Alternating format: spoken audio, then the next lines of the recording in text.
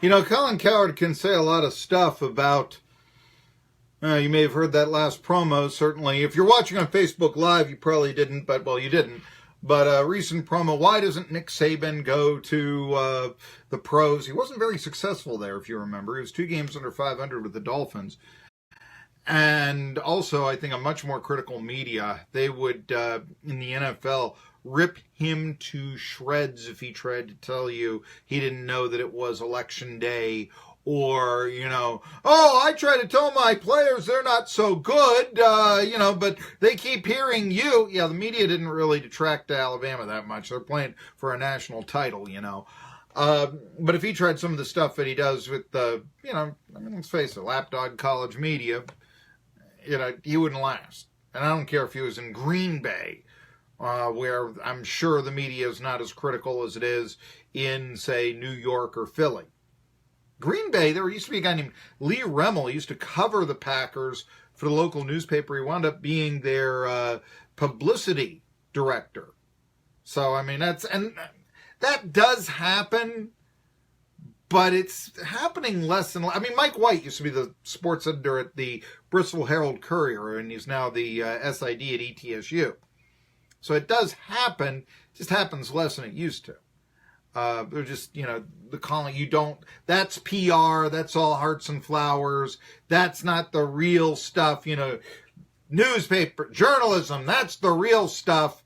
Of course, now even with the internet and the quote-unquote fake news, you hear less of that in sports than you do certainly in politics. But, obviously there are many sports writers, especially columnists, who have an agenda. I'm in the opinion-making business here on Tri-City Sports Now. By the way, I'm Marky Billson.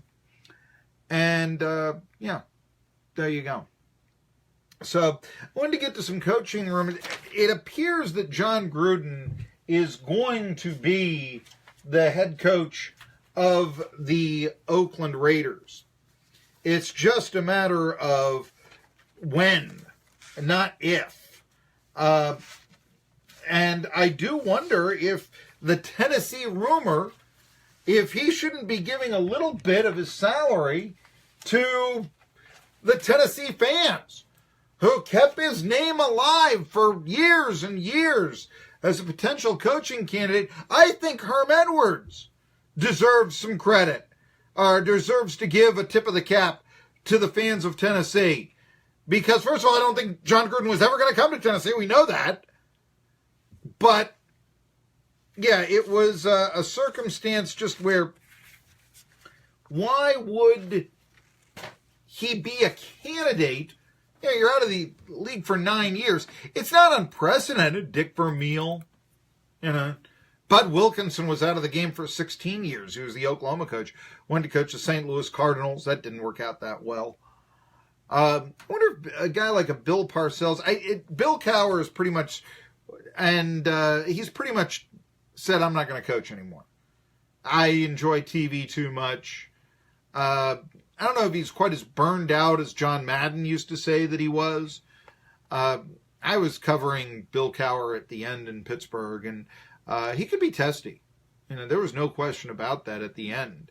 And in fact, a lot of people thought midway through his tenure, he was, I don't think a lot of people thought he was, in fact, midway through his tenure, he was testy.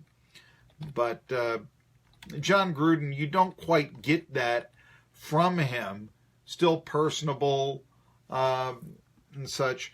But anyway, Jon Gruden recently just got into it with Stephen A. Smith.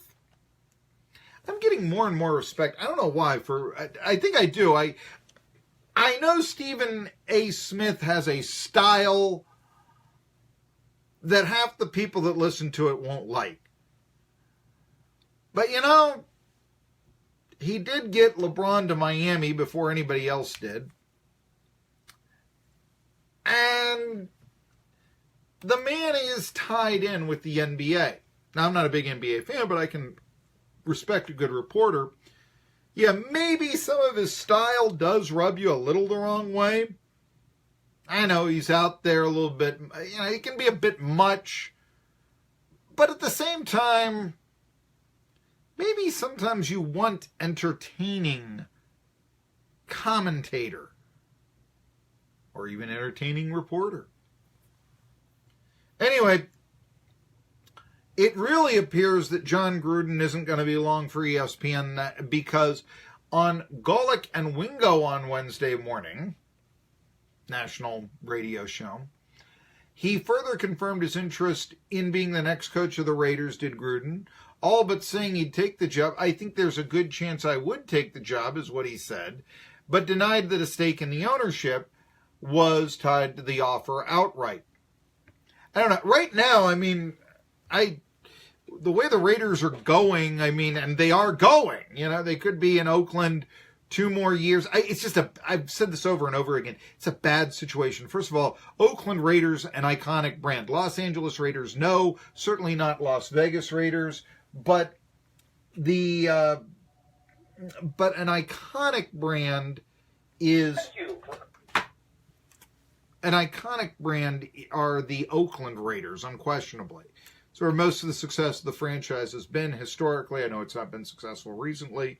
But as I've said, you know, the Raiders are now going from being the team of hardcore rap, thanks, Carter County Schools. They have gone from being the team of hardcore rap, and they will become the team of Steve and Edie in Las Vegas. That's not a good image. I still wonder with the coaching change if that might not speed up the move. I mean, there's a UNLV stadium they can play in. So not forget, the Oilers were in Memphis and then at Vanderbilt Stadium for a little bit before they moved into their new yard, which I guess is now a moderately aged yard of almost 20 years in Nashville. Anyway, let's go back to here.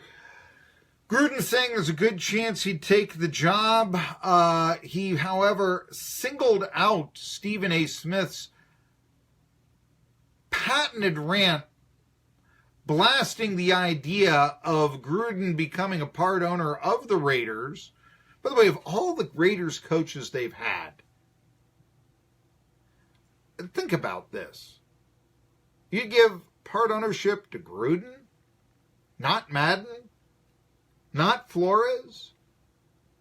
I guess it's never in the card for John Rock, who took him to the first Super Bowl, to be in the mix. John Rock, by the way, his son played at ETSU. We've had him on the show.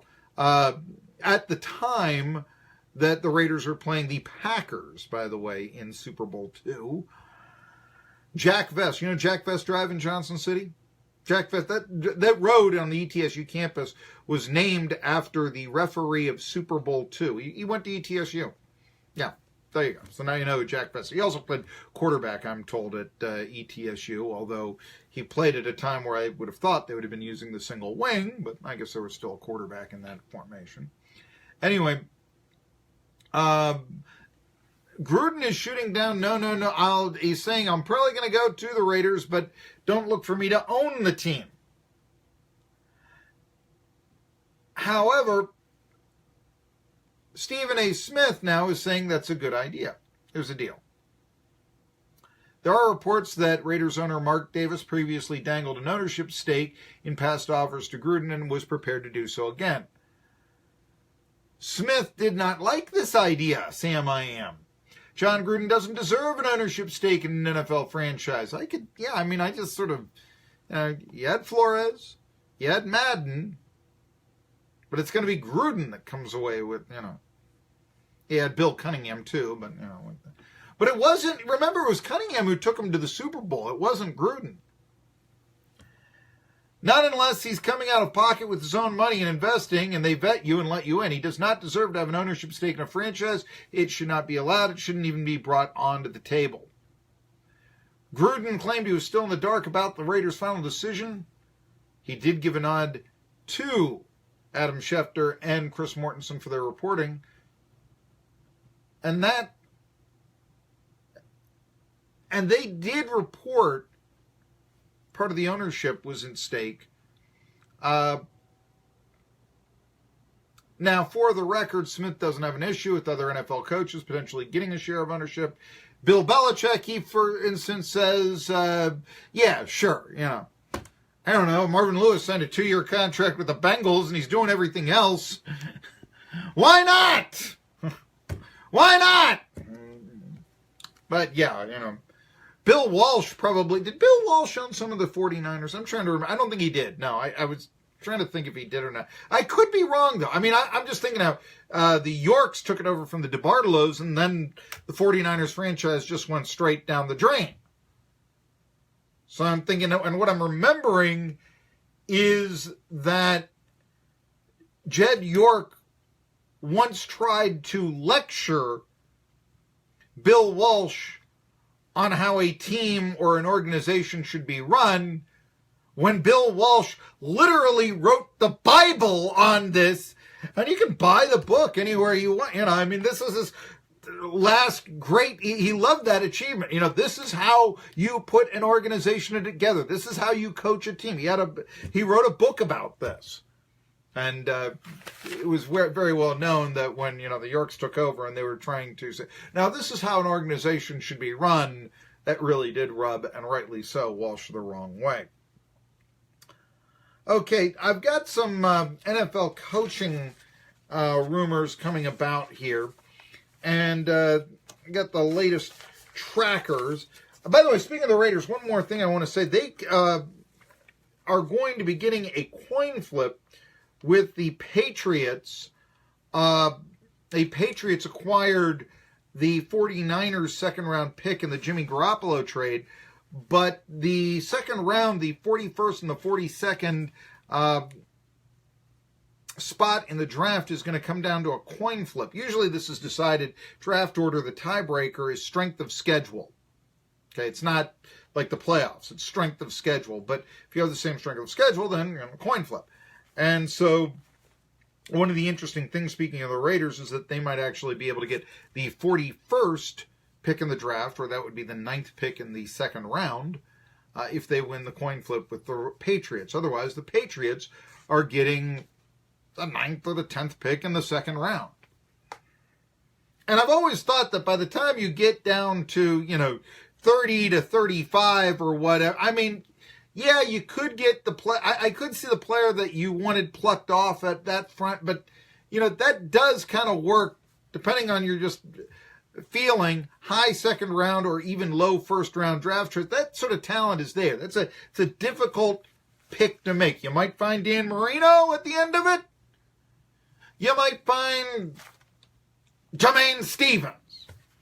Or if you're a Raiders fan, Bob Bukowski. I know that's a while back. But. So, anyway, we'll try to find a bust late first round pick here recently that we can all rejoice in here on Tri-City Sports Now on a future show. As I look through the latest coaching tracker, and we only have a few minutes remaining here on Tri-City Sports Now, a couple of notes I saw. The Miami Dolphins are going to have a new offensive coordinator. That means that Clyde Christensen, who used to be an assistant at ETSU many years ago, he is being rechanneled. So in other words, he won't be the offensive coordinator anymore. He will transition to another role. Boy, that does sound like a demotion. Christensen, of course, worked with Peyton Manning up in Indianapolis for many, many years. The new offensive coordinator, according to Ian Rappaport, is going to be Doa Loggains for the Miami Dolphins. So Doa Loggains in, former ETSU assistant Clyde Christensen out. Now, other coaching jobs, of course, we mentioned for Arizona, with Rich Rodriguez out due to sexual harassment charges and all this, names that have emerged there, the sexy names. I'm going to keep it to the sexy names. All ex-SEC coaches. Butch Jones, Les Miles, Kevin Sumlin. There's also, former Wildcat Raiders on the staff and, guy at Toledo or Fresno State or whatever, could come in. But no, that's who the sexy choices at Arizona, which doesn't seem to be that bad of a job. But remember, they've never made the Rose Bowl. Been in the Pac-12, then the Pac-10 since 78. Never made the Rose Bowl. 3 10-victory seasons in all that time. So what are you getting into there? It sounds like it ought to be better than it is. It sounds like, I played for the Pac-12 title 3 years ago, or I guess 3 seasons ago. But still. Anyway, getting back here, some guys you thought might be on the hot seat, Bill O'Brien with the Houston Texans. That's big AFC South news. He's staying on. And the next general manager of the Texans will have personnel control, but Bill O'Brien will help choose him. How many 4-12 coaches can say that? That's according to Ian Rappaport. Let's see a few other things that are going on. Some coaching rumors that are going out, or some news that is coming about. Let's see here. There's been a hot candidate for some jobs, and it's Eagles quarterback coach Jon DeFilippo, who many people are calling Juice or Flip on the staff. Evidently a very energetic coach and all this. But the question is, would an NFL team want to hire a position coach and not a coordinator to make that big leap? Just to give you an example here at ETSU, there have been some guys who've done that, and it's been... Well, how successful has it been? Don Riley went from being the offensive line coach at UCLA to winning 12 games in 4 years at ETSU. Paul Hamilton went from being the quarterback's coach, I believe, or the backs coach, one or the other, at Air Force.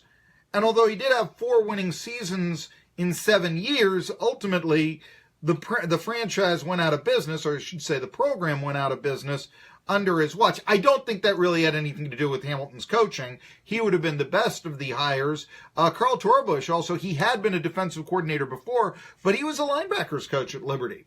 I don't know if that's a little bit because he had been a coordinator, and for that matter, a head coach before at North Carolina.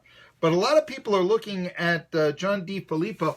I would suggest this to teams looking at the Eagles quarterbacks coach, and I'll say, look what he's done with Carson Wentz. Well, also look what he's done with Nick Foles. This happened once before that I can remember. The Kansas City Chiefs, way back when, fired John Malkovich, who had just led him to the first playoff appearance in 15 years, because his special teams coach, and it was a guy named Frank Gantz, was much more energetic. And, players would sit in on special teams meetings, it was said, and get fired up by the pep talks. And so after the Chiefs were eliminated in the playoffs, they went out and they hired Frank Gantz.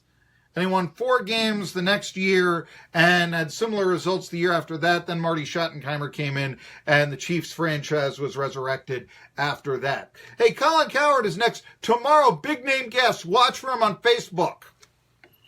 WEMB Irwin, 1420.